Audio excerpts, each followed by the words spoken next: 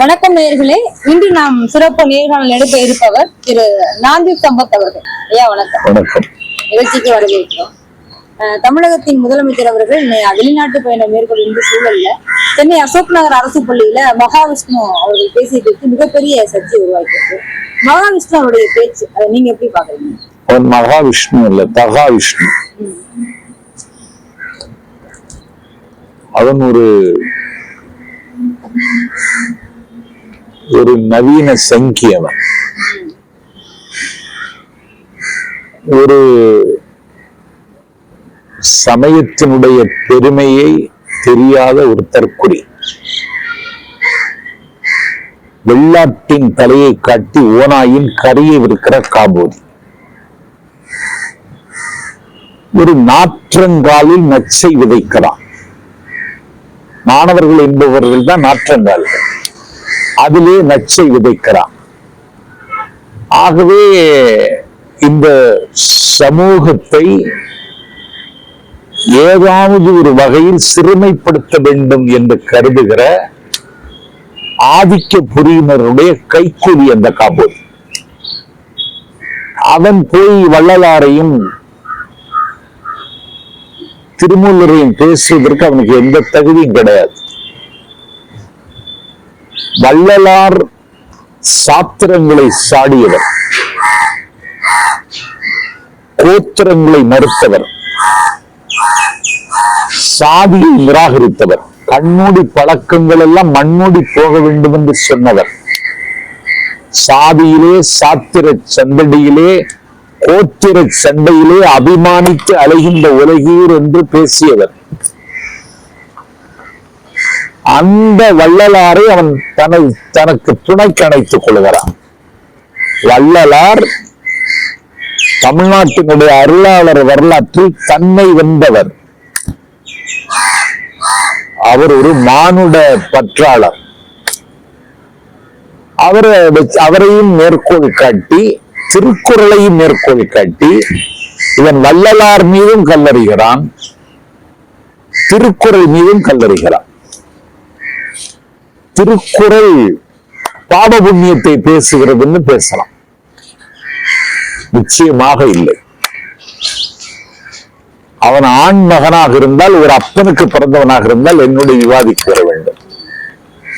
திருவள்ளுவர் ஒரு திருக்குறள் எழுதினார் என்பதை தாண்டி ஒரு பெரிய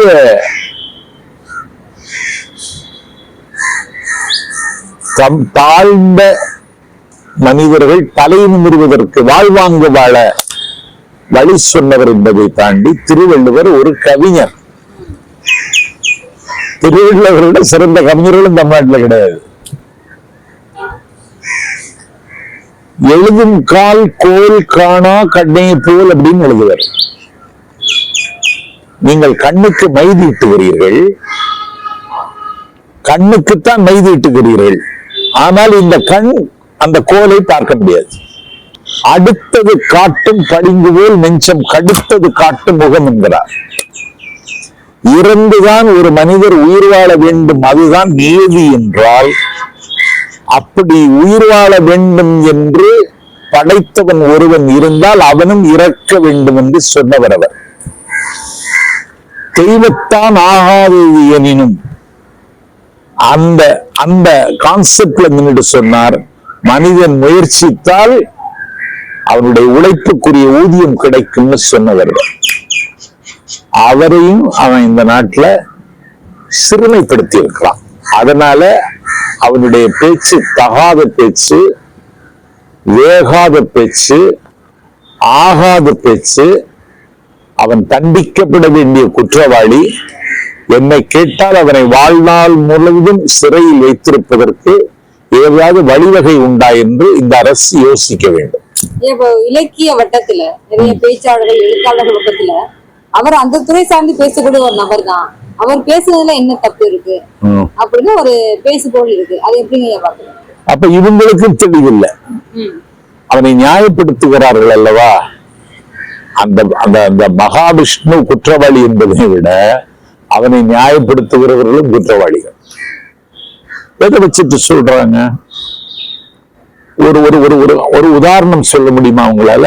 நான் என்ன கேட்கிறேன், பாவ புண்ணியம் என்று விதி என்று சொல்லுகிறார்கள் அல்லவா?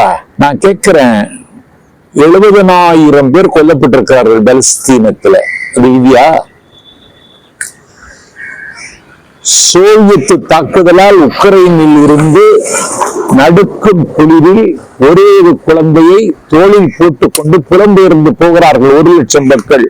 அவர்களுக்கு வந்தது விதியா?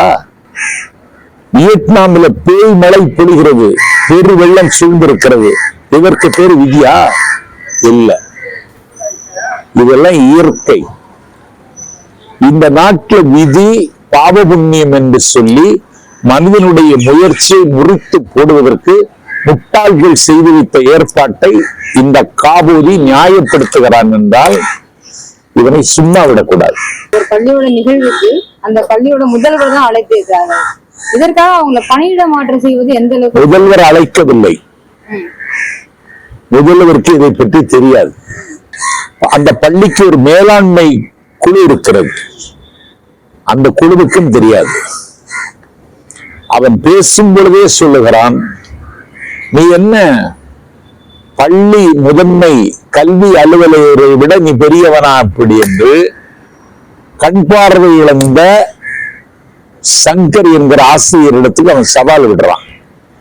நீ முதன்மை கல்வி அலுவலரை விட நீ பெரிய ஆளா அப்படின்னு கேட்கிறான்.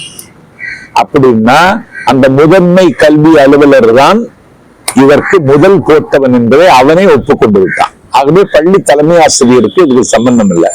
பள்ளி தலைமை ஆசிரியரை இடமாற்றம் செய்திருக்கிறார்கள் என்றால் அரசு இயங்குகிறது, அரசு கண்காணிக்கிறது என்பதை நிறுவுவதற்கு செய்த தற்காலிக ஏற்பாடுதான், இவர்களுக்கான தண்டனை அல்ல. இன்னொரு தரப்பு என்ன சொல்றாங்கன்னா, மகாவிஷ்ணு அமைச்சரோட சின்ன பையன், அவர் அந்த மாதிரி அந்த இடத்துல பேசிட்டாரு. ஆனா ஒரு அமைச்சர் ஒரு பிரஸ் மீட்ல என்னுடைய இடத்துல பேசிட்டு போயிருக்கேன், அவனை சும்மா விட மாட்டேன்னு பகிரங்கமா ஒரு மிகப்பெரிய பேசியிருக்காரு. அது சரியா அப்படின்னு கேக்குறாங்க. என்னுடைய ஆசிரியர்கள் என்னோட இடத்துல பேசியிருக்காரு மகாவிஷ்ணு, நான் சும்மா விட மாட்டேன். அது மட்டும் தமிழ்நாட்டினுடைய பண்பாட்டு தளத்தின் மீது அவன் இன்னைக்கு அறிவிக்கப்படாத போரை தொடுத்திருக்கான். உடைமாற்று வீசுகிற மூட நம்பிக்கை கல்வியை கொண்டு போய் ஒரு பள்ளியில, அரசு பள்ளியில நடுறான். பாவ புண்ணியத்தை பற்றி இங்கே பேசாமல் நான் எங்கே பேசுவதுன்னு கேட்கிறான். உனக்கு 1000 மேடைகள் கிடைக்கும், நீ அரசு பள்ளியில அது கொண்டு போய் திணிக்கப்படாது. அதனால திணித்திருக்கிற நீ குற்றவாளி, இவனுக்கு கடுமையான தண்டனை. அவனை நியாயப்படுத்துகிறவர்கள் இந்த நாட்டில் மன்னிக்கப்பட முடியாதவர்கள். முதலமைச்சர் அவர்கள் நம்ம முதலீட்டுவதற்காக வெளிநாட்டு பயணத்தை மேற்கொண்டிருக்கிறார். அந்த சமயத்துல இந்த ஒரு சிக்கல் நடந்திருக்கு. அவருடைய வெளிநாட்டு பயணத்தை நீங்க எப்படி பாக்குறீங்க? வெளிநாட்டு பயணம் எனக்கு தெரிந்து தமிழ்நாட்டு வரலாற்று முதலீடுகளை ஈர்ப்பதற்கென்று பயணம் போனவர்களில் அண்ணன் ஸ்டாலின் உருவாக்கிய சரித்திரத்தை இன்னொரு முதல்வர் இதுவரைக்கும் உருவாக்கல. எடப்பாடி போய் ஏதாவது முதலீடுகளை ஈர்த்தாரா அப்படின்னு கேட்டா முதலீடுகளை ஈர்க்கல. அவன் பேண்டு போடுவதற்காகவே போனவன் வெளிநாட்டில். முதலமைச்சர் திட்டமிடுகிறார். அவருக்கு ஒரு அற்புதமான தொழில் அமைச்சர். முதலமைச்சர் எள் என்றால் எண்ணெய் கொண்டு வருகிறவர் டிஆர்பி ராஜா. அவர் முன்கூட்டியே அமெரிக்கா சென்று தொழில் முனைவோர்களை சந்தித்து அதற்கான அரங்குகளை ஏற்பாடு செய்து யாரை எப்படி அணுக வேண்டும் என்று அணுகி அதற்கான வலுவான அடித்தளத்தை தம்பி டிஆர்பி ராஜா உருவாக்கி தந்ததற்கு பிறகு நிலைமைகளை கேட்டுவிட்டு தான் அவர் புறப்படுறார். இன்னைக்கு முதலீடுகளை ஈர்ப்பதில் மோடியின் குஜராத் முதலிடத்தில் இருக்கிறது என்றால் குஜராத்தை குப்புற தள்ளிவிட்டு தமிழ்நாடு இன்றைக்கு எழுந்து இருக்கிறது. முதலமைச்சர் வந்ததற்கு பிறகு எவ்வளவு முதலீடு, எந்த நிறுவனங்கள், எத்தனை பேருக்கு வேலை வாய்ப்பு பெறுகிற இளைஞரை தவிர அந்த நிறுவனத்தை நம்பி எத்தனை பேர் வாழ்க்கை நடத்த முடியும் என்கிற விவரம் எல்லாம் தெரிஞ்சிடும். இது இந்திய துணைக்கண்டத்தினுடைய வரலாற்றுல எந்த முதலமைச்சரும் சாதிக்காத சாதனை. மகாவிஷ்ணுடைய இந்த சர்ச்சைக்கு அமைச்சர் அன்பில் மகேஷ் அவர்கள் உடனே அமைச்சர் பதவி நீக்கப்பட வேண்டும் அப்படின்னு பிராமண சங்கத்துல கோரிக்கை வச்சிருக்காங்க. எப்படிங்க பாக்குறீங்க? நீக்க வேண்டும் என்று சொன்னதன் மூலம் பிராமணர் சங்கம் இதனுடைய இருப்பை தக்க வைத்திருக்கிறது. இதுல நான் அதிர்ச்சி அடையல. ஒரு அமைச்சரை நீக்குவதற்கான அதிகாரம் பெற்றவர் அரசியல் சட்டப்படி முதலமைச்சர். முந்திரி கொட்டை முந்திக் கொண்டது மாதிரி பிராமணர் சங்கம் ஏன் இதிலே மூக்கை நுழைக்கிறதுன்னு எனக்கு புரியல. மகேஷ் பொய்யாமொழி அன்பில் தர்மலிங்கம் அவர்களின் பேரன். அண்ணாவினுடைய அணிவகுப்பில் தீரர் கோட்டம் திருச்சியில் தலைமை தாங்கியவர். பகைக்கு அஞ்சாத சிங்கம் அவர். இன்னும் சொல்ல போனால் சோழவள நாட்டில் திமுகவை வளர்த்தெடுத்து திமுகவுக்கு வான்புகளை ஈட்டி தந்தவர்.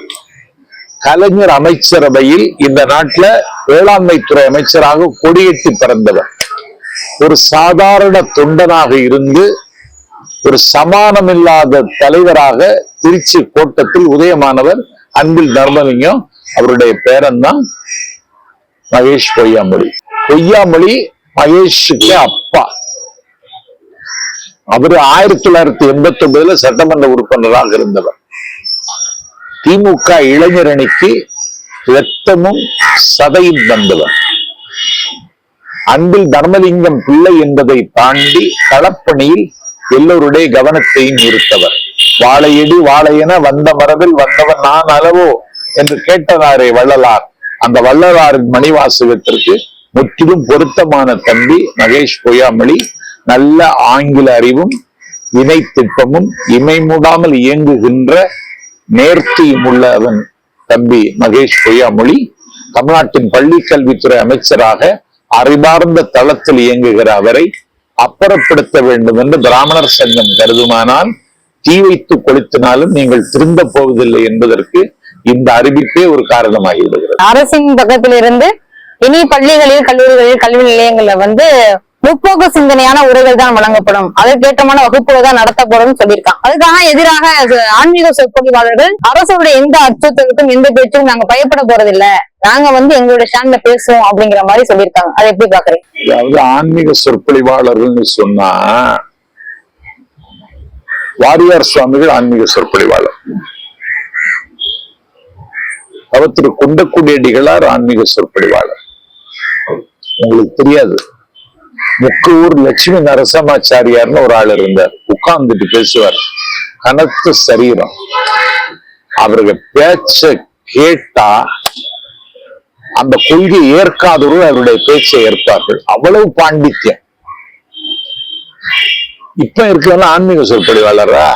இதெல்லாம் கூலிக்கு மாரடிக்கிற, கூலிக்கு குறைக்கிற நாய்கள். இவெல்லாம் ஆன்மீக சொற்பொழிவாளர் கிடையாது. ஆன்மீகம்னா என்னது? பற்றுக பற்றற்றான் பற்றினை அப்பற்றை பற்றுக பற்று விடர். பற்றற்றவன் தான் ஆன்மீக சொற்பொழிவாளனா இருக்கணும். இவெல்லாம் பற்று இல்லாதவனா உஞ்சவிருத்தி செய்து பேசுகிற பயல்கள் தான் இந்த மாதிரி பேச முடியுமே தவிர உழைத்து பேசுறவன் யாரும் இப்படி சொல்ல மாட்டான். தமிழக அரசியல நிறைய மாற்றங்கள் வந்துகிட்டே இருக்கு. இவருக்கான தகவல் வந்துகிட்டே இருக்கு. என்ன நிகழ்வுகளை காட்டிட்டு பார்ப்போம். இவ்வளவு நேரம் கடந்துட்டு